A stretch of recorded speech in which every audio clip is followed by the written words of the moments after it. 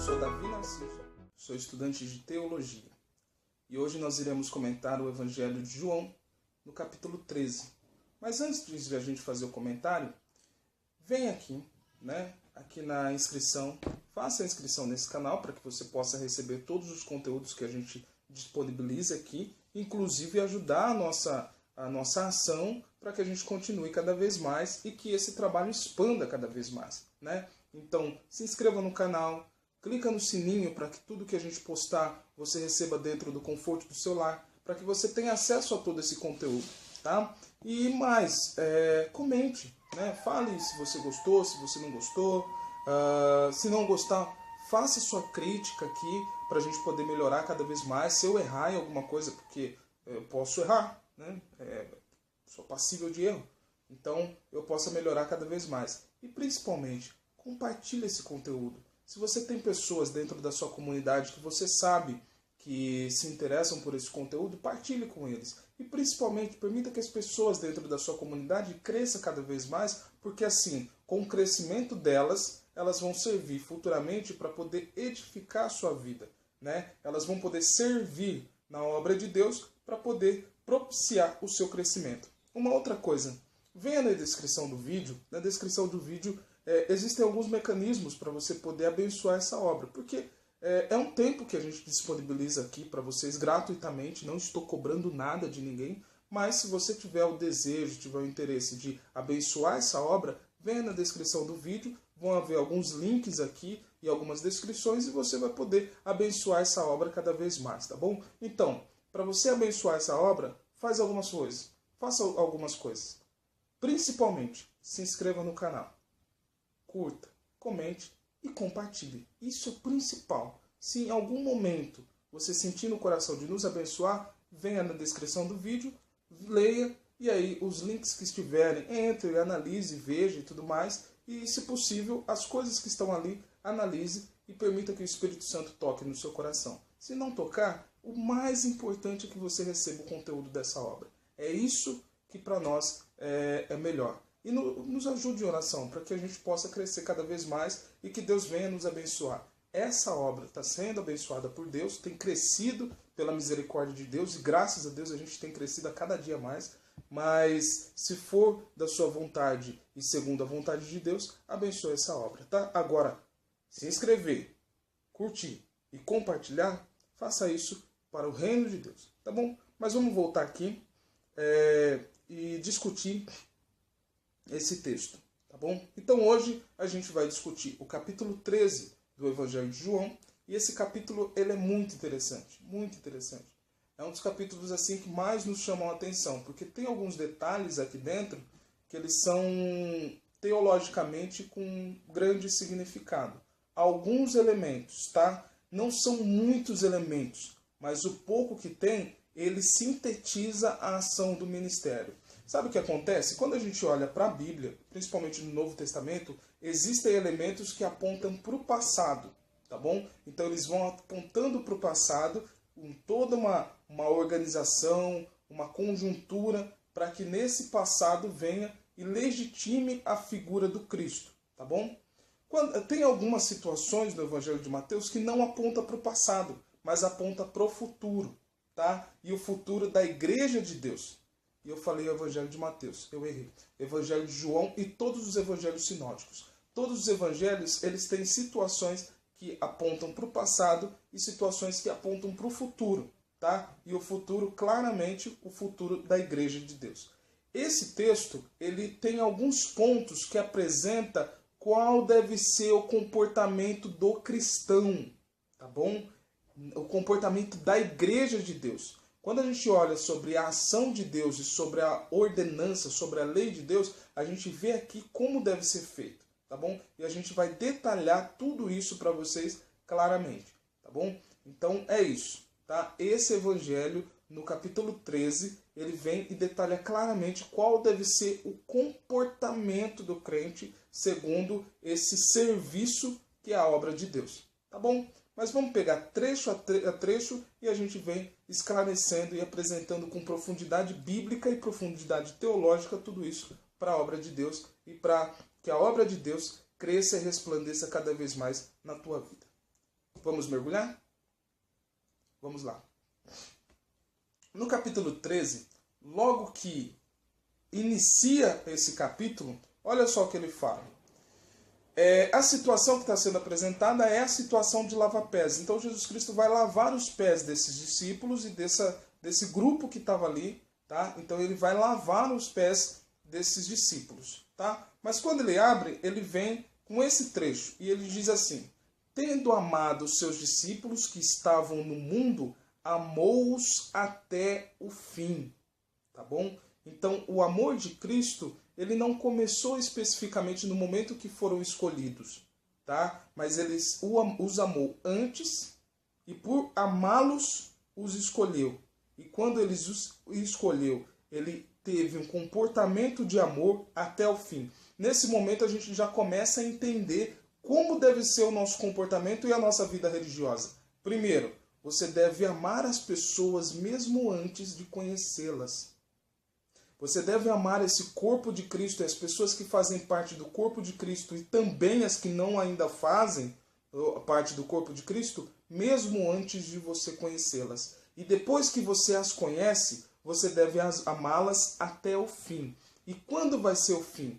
O fim nosso pode ser e vai ser o começo de uma vida eterna. Então, estaremos na caminhada com todos esses que estão caminhando rumo a Jerusalém que desce dos céus. Tá? Nós estamos caminhando rumo a essa Jerusalém que desce dos céus. Tá bom? Já vou explicar já por que eu uso o termo Jerusalém que desce dos céus. Então, nós amamos todos esses que estão nessa caminhada. E por isso caminhamos junto com eles, tá? Na expressão e na execução, na manifestação do amor de Cristo através da nossa vida. E eu uso o termo Jerusalém que desce dos céus, porque um dia a gente vai falar sobre escatologia, e existe essa teologia descendente, tá bom? Então, quando a gente vê o apóstolo João, tá? O Evangelho de João e as cartas de João e também o Apocalipse, tá? De João, ou Deutero Joanino, ele vem e apresenta essa Jerusalém que desce dos céus, tá bom? Então é essa conjuntura que vem apresentando. Então é apresentado aqui, Jesus Cristo os amou até o fim, e nós devemos amar os nossos irmãos, a nossa igreja, a nossa comunidade até o fim, tá bom? Quando a gente caminha um pouco mais, existe no versículo 2 uma questão que é apresentada aqui que é muito interessante. Qual é a questão? O demônio, o diabo, ele não usa a palavra demônio, ele usa a palavra diabo, colocou no coração do Judas, tá? Essa vontade de entregá-lo, tá bom? Olha o texto que está escrito. O diabo já tinha posto no coração de Judas, tá? Ou coração de Judas, filho de Simão Iscariotes. Então aqui já apresenta o pai de Judas, tá? Então o pai de Judas chamava Simão Iscariotes, tá? E mais, tá bom? O desígnio de entregá-lo, tá? Então é essa conjuntura, é isso que está sendo apresentado, tá bom? E aí eu apresento. Por que ele usa o termo diabo? Diabo, tá? Essa palavra de duplicação, de dois, tá? Então, diabólico é o diferente de simbólico. Quando o símbolo, ele junta tudo para trazer unidade.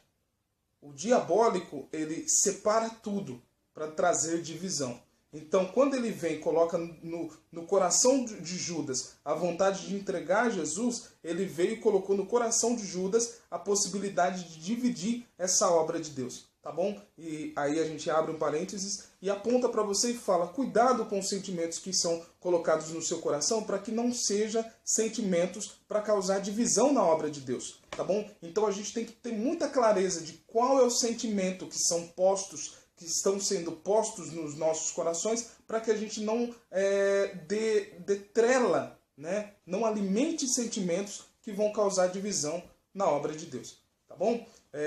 E se acontece isso, são sentimentos do diabo, tá? São sentimentos diabólicos que causam divisão. E a nossa igreja, a nossa religiosidade, a religiosidade judaico-cristã, ela não é uma religiosidade de divisão, nem de religiosidade individual, mas uma religiosidade coletiva e do bem comum, tá?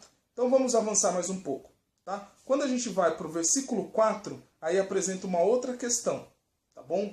Jesus Cristo, tá? Ele levanta desse grupo, eles estavam ceando, eles estavam ali se alimentando, tá? Ele levanta desse grupo, vai lá e existe essa palavra, ele pega uma toalha, tá? Ele tira o manto, olha esse detalhe, ele tira o manto, ele pega uma toalha e ele cinge com a toalha, tá bom? Então existem elementos muito importantes. Manto. Quando fala sobre o manto, não é simplesmente o manto do giro no meio da igreja dos neopentecostais. Mas, e eu falo isso porque eu também faço parte de comunidades neopentecostais, tá bom? Mas o manto que está falando aqui é literalmente uma roupa. E quando a gente vê manto, é um termo que é muito usado para a questão de reis, de governadores, de pessoas que têm poder político. Então Jesus Cristo tira o manto, ou seja, ele se despe, ele se despiu da sua, do símbolo do seu poder, tá bom? E ele vem e cinge os lombos. A palavra cingir aponta também para uma outra situação. Quando uma pessoa cingia o lombo, ou se não amarrava alguma coisa no lombo, era para duas situações. Ou para o trabalho e caminhar, ou para o trabalho, para três situações. Ou para o trabalho, ou para a caminhada, ou para a guerra. Então, cingir os lombos era porque a pessoa ia fazer uma caminhada muito longa, ou ia fazer um trabalho muito pesado, ou ia para a guerra. Então, Jesus Cristo vem e cinge os lombos porque ele ia fazer essas três coisas. Ele ia para uma caminhada muito longa, que era, claro, né, o caminho para os céus, e também toda essa caminhada da paixão. Ele tinha um trabalho muito grande, que era o trabalho de orientar esse povo, entregar eles e fazê-los começar a caminhada cristã. E ele ia para uma guerra sim, tá bom? Que segundo o pensamento da Ellen White, segundo o pensamento da linha adventista, existe essa batalha dentro dessa dualidade entre Deus e o diabo na Terra do Sol, como Glauber Rocha. Não é bem isso, tá? Mas é essa dualidade entre Deus e o diabo. Então existe essa guerra, tá? Essa batalha espiritual, tá bom? Segundo esse pensamento da Ellen White. E colocando nessa situação, Jesus Cristo cingindo o seu lombo, tá? Para uma guerra. Só que quando a gente vê o ato de Jesus, ele cinge o lombo não para fazer qualquer coisa para diminuir o próximo, mas para ele colocar-se a si mesmo abaixo do próximo. Ou seja, o ato que ele estava fazendo era um ato que lavar os pés até o escravo poderia escolher. O escravo poderia escolher se ele ia lavar os pés ou não. Se o escravo se recusasse a lavar o pé de alguém, tinha que seguir e não podia obrigar o escravo a lavar os pés de alguém, tá bom? Então Jesus Cristo vem e ele tira o manto, ele tira o significado, o símbolo, né, da sua autoridade. Ele sendo filho de Deus, tira o símbolo da sua extrema autoridade, nesse poder político, religioso, sagrado. Ele tira tudo isso, ele se despe e ele vem e se coloca a serviço daqueles discípulos, tá bom? Para poder servi-los. E aí a gente começa a ter o símbolo dessa situação e da nossa vida cristã.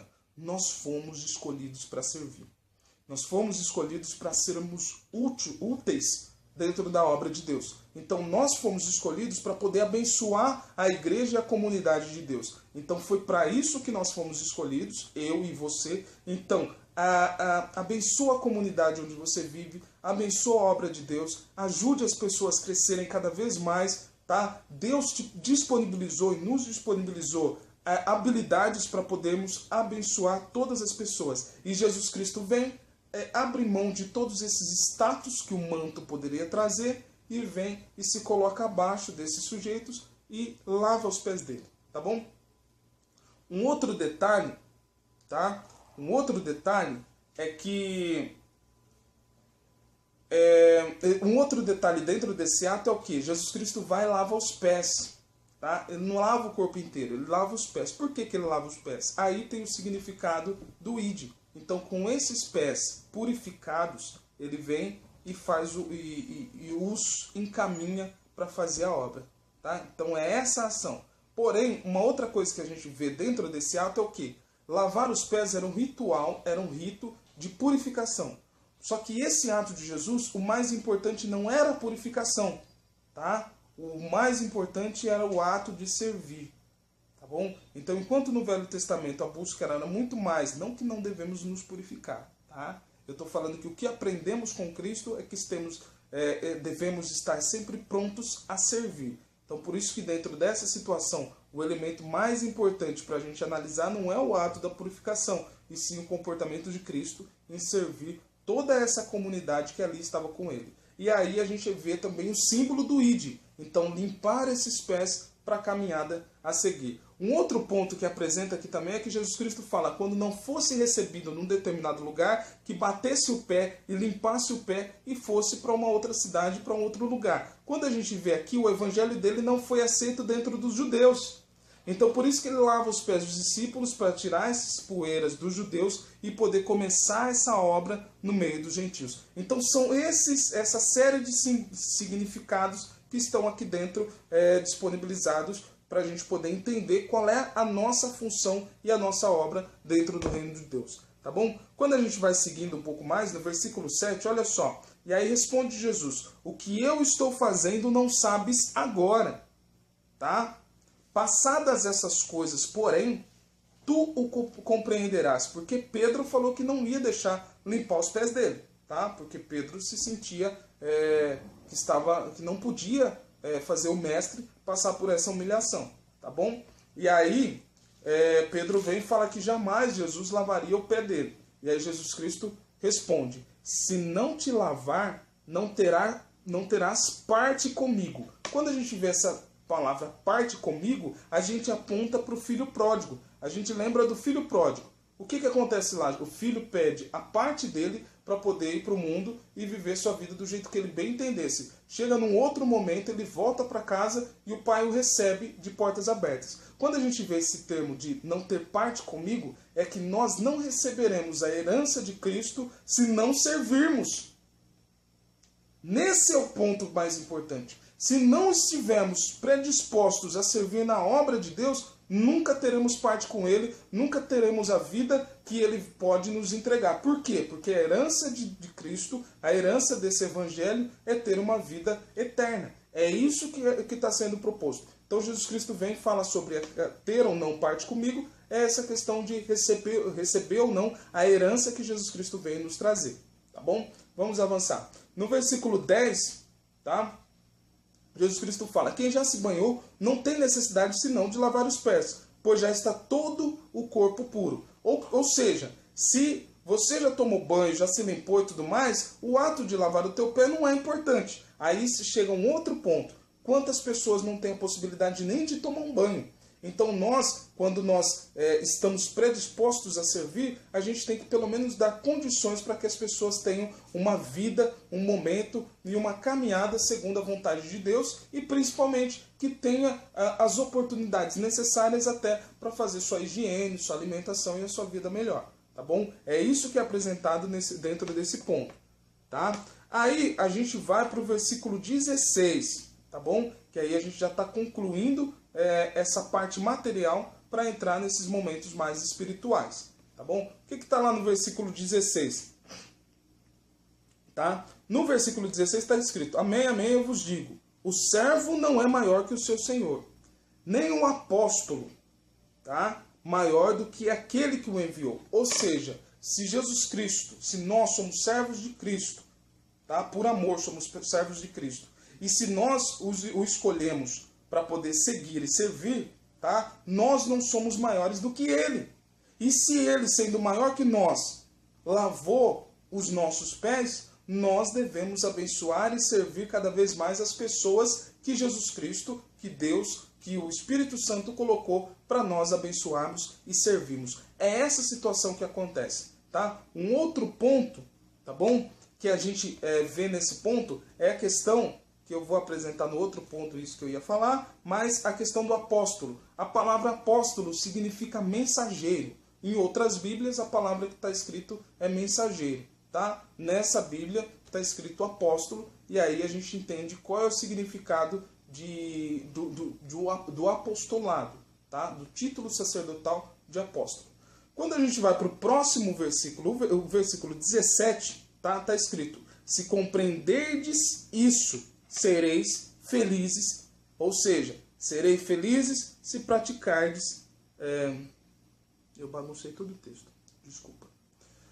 Se compreenderdes isto, serei felizes se o praticardes. Ou seja, se você praticar isso, você vai ser feliz, tá bom? Se você entender essa ideia do serviço e você praticar a servidão, os serviços dentro da obra de Deus, você vai ser feliz. Aí quando a gente vê essa palavra feliz dentro da tradição grega, a palavra para felicidade é eudaimonia. E eudaimonia era um significado muito importante para o povo da Grécia. Então os gregos, eles procuravam todo o comportamento humano dos gregos era uma busca pela eudaimonia. Então eu vou ser uma pessoa boa para eu encontrar eudaimonia. Eu vou ser uma pessoa legal para poder encontrar essa eudaimonia. E aí a pergunta, o que é eudaimonia? Eudaimonia é felicidade, mas não uma felicidade momentânea, mas uma felicidade completa. Segundo a ética grega, seremos pessoas felizes se fizermos o bem, se fizermos as coisas legais e principalmente se exercitarmos, tá, as nossas habilidades, os nossos dons. Então, quando você consegue chegar à excelência das suas habilidades, você encontra a eudaimonia. Tá? Quando nós entendemos as nossas habilidades na obra de Deus, é o que? Todas as nossas habilidades colocadas para servir. E no serviço encontramos a nossa felicidade, ou seja, a eudaimonia. Tá? Um outro ponto aqui, para a gente seguir até o versículo 20, que apresenta essa conjuntura material, o que acontece aqui? No versículo 19, no final, ele vem e usa a palavra eu sou. O que ele está falando aqui? Ó? Desde agora eu vos falo, antes que aconteça, para que, quando acontecer, creais que eu sou. O que ele está falando? Ele está falando sobre o se alimentar junto com ele, sobre viver isso junto com ele, tá? Para que depois da sua morte, eles crerem que Jesus Cristo era. E quando ele usa essa palavra eu sou, tá? A palavra eu sou aponta claramente para o Yahvé, para o YHWH, ou para o tetragrama, que é o que? O nome de Deus. Então o nome de Deus era eu sou, e Jesus Cristo usa essa palavra eu sou. Ele usa várias vezes dentro do Evangelho de João. Não lembro o número exato, tá bom? Então Jesus Cristo explica toda essa lei, tá? Para que quando ele morresse, eles entendessem que ele era Deus. Dentro desse trecho, a gente entende claramente o que é que Jesus Cristo está querendo dizer. Jesus Cristo só explica o significado do ato e só ensina uma lei a partir do momento que ele já mostrou como faz. Ou seja, através do exemplo, ele ensina os seus discípulos. E nós aprendemos como lidar com a nossa comunidade cristã. Comece a ensinar as pessoas através do seu exemplo. Se você é uma liderança religiosa ou se você é um novo convertido, independe. Apresente um comportamento de graça, um comportamento segundo a vontade de Deus, e através desse comportamento você vai influenciar outras pessoas a terem bons comportamentos e crescerem cada vez na graça, no conhecimento e na prática do Evangelho. Tá bom? É isso que apresenta. Aí quando a gente segue, tem mais 3 momentos, né? 1, 2, 3 momentos, que aí vem apontando para esse acontecimento anterior, tá bom? Vamos seguir.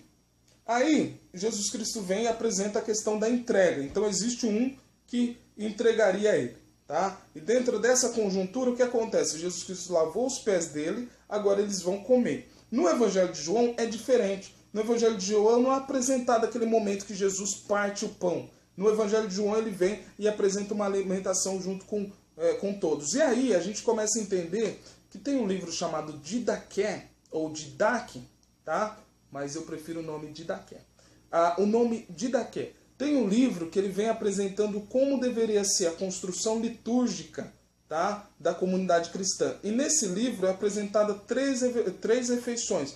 Todos os ajuntamentos deles apresentavam 3 refeições. A primeira refeição, a refeição eucarística, segundo o pensamento, o vocabulário católico, e nós cristãos protestantes nós temos a Santa Ceia. Então existia a segunda, que era a Santa Ceia, e depois a alimentação para a saída. E aí o que acontece? Os escravos eles sempre trabalhavam mais tempo. Então os ricos chegavam antes e os escravos chegavam sempre depois. Na hora que os escravos chegavam, eles iam comer e já não tinha comida nenhuma. Por isso que a gente entende o Coríntios capítulo 11. É isso mesmo. O Coríntios capítulo 11, tá? O Jesus Cristo fala para... Apóstolo Paulo fala para eles esperarem uns aos outros, é porque, não que ali dentro, mas que as pessoas nem tinham chegado, porque estavam trabalhando, porque eram escravos, não podiam chegar antes. Então chegava um monte de gente antes, comia todas as 3 refeições, na hora que os escravos chegavam não tinha refeição nenhuma para comer. Tá? Então é isso que está apresentando, e aqui dentro do Evangelho de João ele só apresenta esse momento da alimentação solta. Tá? A alimentação solta era a alimentação mesmo para dar uma amenizada na fome, para poder seguir os momentos ritualísticos dentro dessa manifestação de culto, dentro desse procedimento de culto. E aí, dentro desse ponto, Jesus Cristo vai, molha ele mesmo o bocado no recipiente, tá? Entrega para Judas. Dentro dessa relação tem uma dualidade. Para quê? Por que isso está acontecendo? Os discípulos se perguntam. E aí eles acham que Jesus Cristo estava mandando Judas fazer alguma coisa e não. Um outro ponto que é bem interessante aqui, que é apresentado, é a questão de reclinar-se. Reclinar-se é a possibilidade de existir um assentar-se no colo de uma pessoa, tá? No versículo 25. Nesse ponto a gente vê essa dualidade entre Jesus e João sendo muito próxima de um pai e filho, tá bom? Então essa cena ela apresenta para o nosso comportamento com Deus. Então nós estamos assentados no colo de Deus para estar numa relação de pai e filho junto com Jesus e junto com Deus. Tá bom? Então, dentro desse ponto, no versículo 30, Judas recebe esse bocado, tá? O bocado de pão, e sai. Detalhe, ele sai à noite. Esse elemento da noite apresenta essa dualidade entre Deus e o diabo, entre céu e inferno, e entre luz e trevas. Tá? Então ele sai à noite, ele sai da luz, que é o Cristo, e sai em caminhada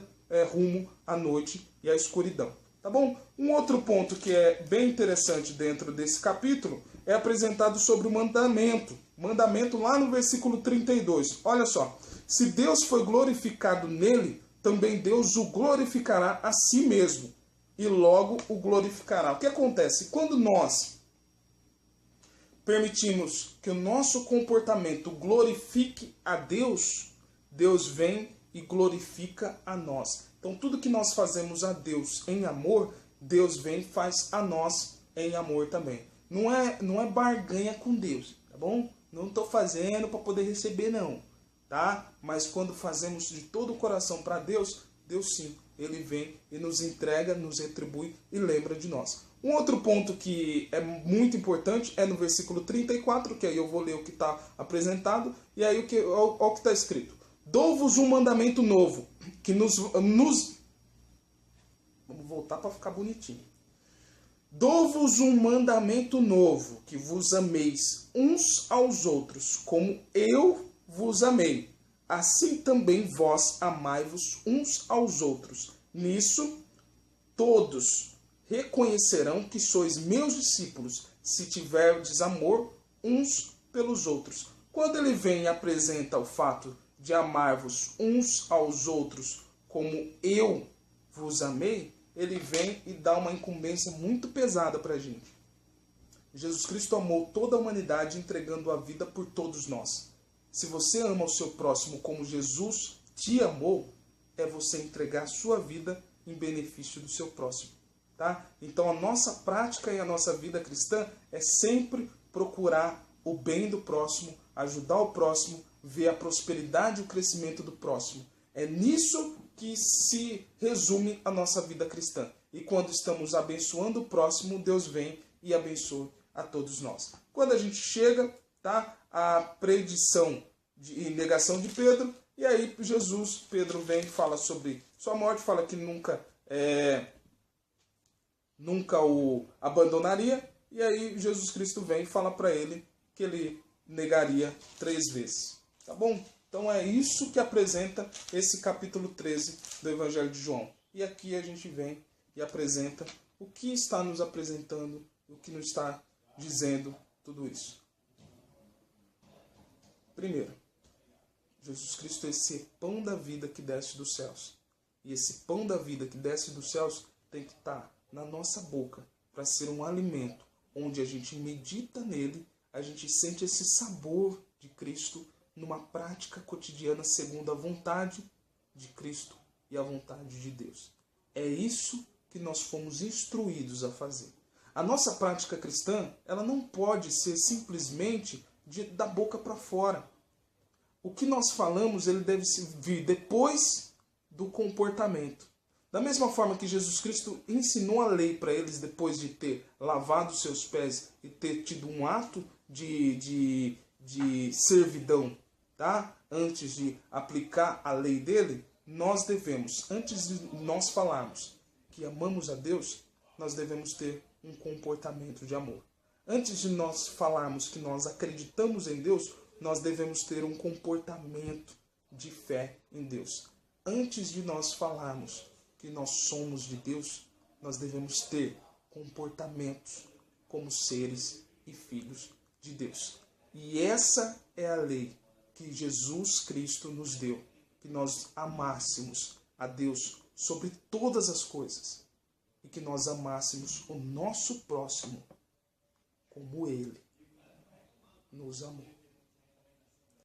E se você ama Deus como Ele nos amou, ame o seu próximo como Ele nos amou. Da mesma forma que Ele se entregou por nós, entregue a palavra dEle para outras pessoas. Permita que essa mensagem chegue a outras pessoas. Permita que compartilhe essa mensagem, compartilhe esse comentário bíblico para que abençoe outras pessoas. E se você ama Deus como sobre todas as coisas, ame o seu próximo como Ele nos amou e abençoe esse canal. Ajude que essa obra chegue e cresça cada vez mais. Leia o comentário e se inscreva nesse canal e compartilhe.